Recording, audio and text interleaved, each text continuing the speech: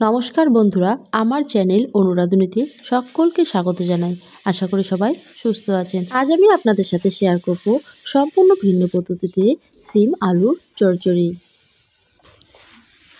এই রেসিপি তৈরি করার জন্য প্রথমে আমি কড়াই ভালোভাবে গরম করে তাতে দিয়ে দেব সরষের তেল।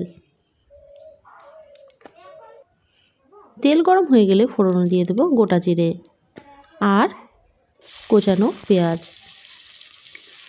পেঁয়াজ আমি লাল লাল করে ভেজে নেব।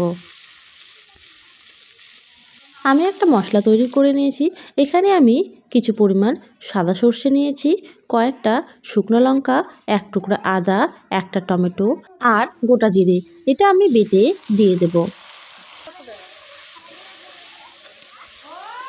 মিক্সিং জারটা ধুয়ে সামান্য একটু জল দিয়ে দেব যাতে মশলা নিচে না লেগে যায়। দিয়ে দেব হলুদ গুঁড়ো। মশলা ভালোভাবে কষে নেব যতক্ষণ না মশলা থেকে তেল ছেড়ে দিচ্ছে। মশলা থেকে তেল ছেড়ে দিয়েছে। এবারে আমি ছোট ছোট পিস করা একটা বেগুন দিয়ে দেব। এই রেসিপি ভিন্ন হওয়ার কারণ আমি এখানে বেগুন ব্যবহার করেছি, তাহলে গ্রেভিটা অনেকটা গাঢ় হবে। দিয়ে দেব স্বাদমতো নুন। ভালোভাবে মিক্স করে নেব।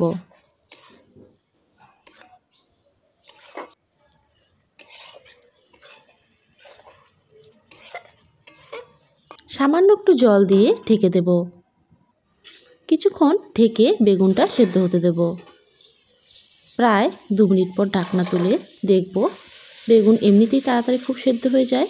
আমি এখানে বেগুনটা এভাবে খুন্তির সাহায্যে ঘেঁটে দিচ্ছি, তাহলে বেগুনটা খুব সহজেই গলে যাবে আর গ্রেভিটা অনেকটা গাঢ় হবে। এবারে পাতলা পাতলা করে কেটে রাখা সিম আলু দিয়ে দেব। আপনারা এই রেসিপিতে শুধু সিম ব্যবহার করতে পারেন, আমি এখানে আলুও ব্যবহার করেছি। ভালোভাবে কিছুক্ষণ কষে নেব। বন্ধুরা, আমার এই রেসিপি যদি আপনাদের ভালো লেগে থাকে তাহলে ভিডিওটাকে একটা লাইক করবেন, বাড়িতে ট্রাই করে কমেন্টে অবশ্যই জানাবেন আর চ্যানেলটাকে সাবস্ক্রাইব করে পাশে থাকার অনুরোধ রইল।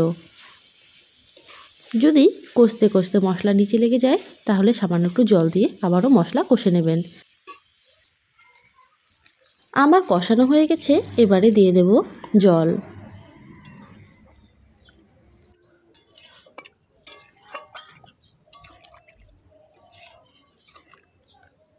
জল ফুটে উঠলে ঢেকে দেব যাতে সিম আর আলুটা খুব ভালোভাবে সেদ্ধ হয়ে যায়। ঢাকনা খুলে দেখব সিম আলু সেদ্ধ হয়েছে কি না। আমার সিম আলু পারফেক্ট সেদ্ধ হয়ে গেছে। এবারে গরম মশলা ছড়িয়ে দেব আর ধনেপাতা কুচি ছড়িয়ে দেব।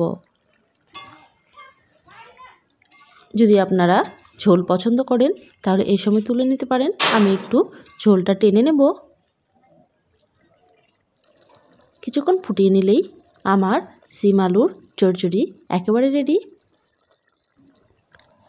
দেখুন বন্ধুরা, কালারটা কত সুন্দর এসেছে। আজ তাহলে এই পর্যন্তই। আবারও ফিরে আসবো কোনো এক রেসিপি নিয়ে। ভালো থাকবেন, সুস্থ থাকবেন। ধন্যবাদ।